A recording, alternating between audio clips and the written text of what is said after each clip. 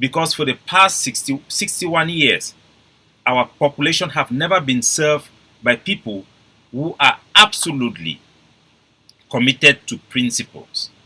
They have been manipulated from one activist to another, one leader to another, and unfortunately, we have not built the collective capacity to be able to understand politics. Our people get easily confused.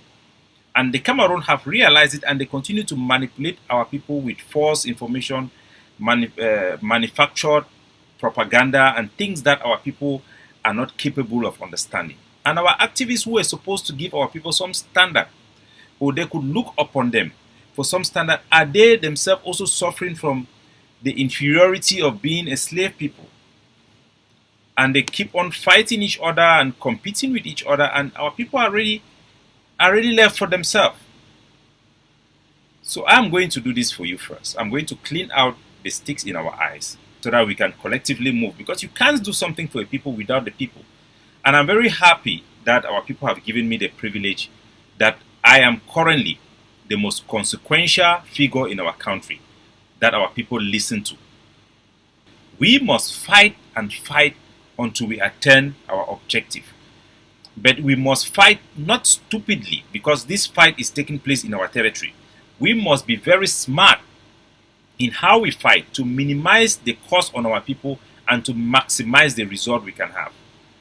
It is not just guns alone. So let's focus now on this thing. So the first video I'm about to show you is a video that is in circulation by the Hrh C. And they are circulating this. It is being played by Dr. Chose Ayaba's followers and a group of people that are blindly following him. And if you are one of those people, take your time and listen to me and judge for yourself if I am actually right or wrong. Judge for yourself. I don't mind. Anything that is right can stand the test of knowledge. Make this determination by yourself. So I'm going to play this video. It is being circulated for two reasons. One, it is because they want to attack the image of Ni John Fru Ndi, who is actually an enabler and is somebody I should not even support him. I don't support Fru Ndi. Understand that. But in a political movement, there are decisions and positions that leaders take for the interests of the country, even with people that they don't like, or people that they feel have failed the country. So remember something. Fongum Gorji Dinka, in his other audios, have called the members of the Youth League, the SCYL, that used to be Ebenezer Apanga, Ayabacho Lucas, and Park Karwan in Jakiri, and all the crew that launched attack against La République du Cameroun as terrorists. Gorji Dinka has called them as terrorists. I just want you people to know. So when they pick a video of Gorji Dinka to play, it is not because they actually support Gorji Dinka or they actually are in line with Gorji Dinka. What they are just doing is mind games over our people. And like some of our waiting it happen always say, if Kapo you don't say it, our people will never understand. So I'm going to play this. So I had this discussion with Fru Ndi by phone. Ngundam, Donald Ngundam was a conference call. I told him what the situation was.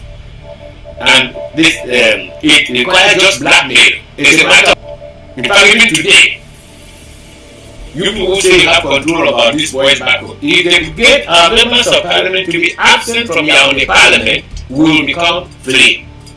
So, fellow Ambazonian, this clip from Gorji Dinka is blaming Ni John Fru Ndi of sabotaging or standing on the way of our first chance of independence, according to what he said. In 1990, he said that he went to the United Nations and submit the proclamation of formalizing our sovereignty. And the United Nations tell him that the only reason they cannot allow us to, he applied for a seat for us in the United Nations, and they told him the reason they cannot admit us as a member or give us a seat in the United Nations, and it is because of two things. One is that he said that our parliamentarians in Cameroon were legitimizing Cameroon's rule over our territory, and the United Nations could not see any instrument of law that permits Cameroon to rule us, but the fact that our parliamentarians are participating in Cameroon Parliament, we could not be granted a seat in the United Nations, and that if all of our parliamentarians were to withdraw from Parliament within 48 hours, they were absent from Parliament, the United Nations would grant us independence or grant us a seat in the United Nations. And so Fru Ndi sabotaged that effort, according to him. And according to him, the same document was sent to our parliamentarians from FACO. All of them accepted to withdraw from La Republique, but the so-called Grafi parliamentarians, the next day they heard that they were in Yaoundé because they didn't receive the memo. So this is I want our people to understand that I love Gorji Dinka and I respect him. But in this new age, we have all studied. I did law and political science. I have studied in this our struggle to assist our people. I think I should be given an honorary PhD for my studies because I've done a lot of research. One thing our people should know is that this is just pure politics Gorji Dinka was playing at that particular time. We all know for sure by research, by everything you can learn about how the United Nations work. United Nations do not grant a seat to any nation simply because they make a submission of a court judgment that recognizes their sovereignty. United Nations membership comes by it is a club of countries. That's why they call it United Nations. Nations united to form an organization. For you to be a member of the United Nations, that resolution will now be submitted to the Security Council for approval. That is how countries become member of the United Nations. It is not because you go and tell them that your parliamentarians have withdrawn. And the fact that he said that if our parliamentarians were absent from the parliament within 48 hours, we are going to be independent or be granted independence is also not true. Those are just political languages that they use to put pressure on the population so that the population will put pressure on political leadership so that they will do the right thing and lean towards our aspiration for freedom. That is what I believe Gorji Dinka was trying to do. So in 1990, Gorji Dinka was applying this pressure to Ni John Fru Ndi. And Ni John Fru Ndi had a choice. Should I pursue the Ambazonian freedom, or I should fight for democracy within Cameroon after an unprecedented success to have a first political party and the support of not just Ambazonians but Cameroonians, Francophones, who were supporting Fru Ndi. So nobody in the position of Fru Ndi would refuse to go into election, refuse to fight for democracy, when at that time they have granted him the right to open a political party. Nobody would do that. So what he was asking was not realistic. Fru Ndi had to go and try to become president or try to rule that country and be rejected before he could even be in a position to make a determination whether to pursue a path that protects Anglophones or not. So this statement that is being circulated, this video circulated by the Dr. Chuayaba's group of people on Facebook page, which is meant to make the same case Gorji Dinka was making for Ambazonians to reject any political leader that fights within the Cameroon system or to blame them that is because of them we don't have freedom is not correct. Those are just manipulation. So our people should know for sure that what Gorji Dinka was saying in this particular speech, do not take it literally. I've spoken to even Edwin Gang, who is an intellect and a very strong representative of Gorji Dinka. He also expresses the same thing, that it was not literally that if our parliamentarian resign, everybody, we are going to have independence. These are just politics. And unfortunately, our people are not capable to understand making this distinction. So people will manipulate them. So do not go and blame that Fru Ndi, because of Fru Ndi, he burned a paper, so we do not have our independence. Not correct. Anybody who thinks that way and have not forgiven Fru Ndi and all the hatred because of this speech, please, it is not true. I'm not making this to defend Fru Ndi. I'm just trying to open your eyes to know other things, because these have serious ramification of what is happening. So, if our parliamentarian, as for Gorji Dinka have said, that it was also a matter of blackmail. First of all, the parliamentarians that were existing at those periods were all CPDM parliamentarians in 1990, right up to 1992. Even after 1992, after the presidential election, they were all CPDM parliamentarians.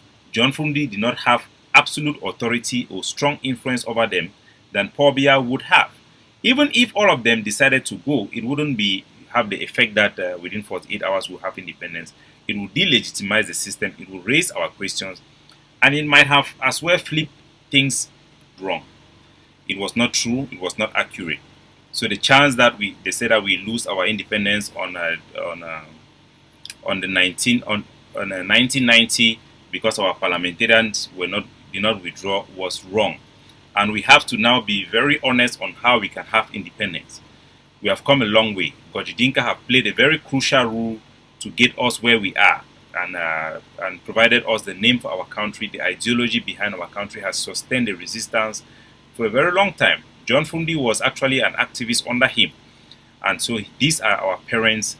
But as they say, when a child grows up, we should be able to be wise and also to advise our parents and take our future in our hands and make sure we can lead our country to the right path.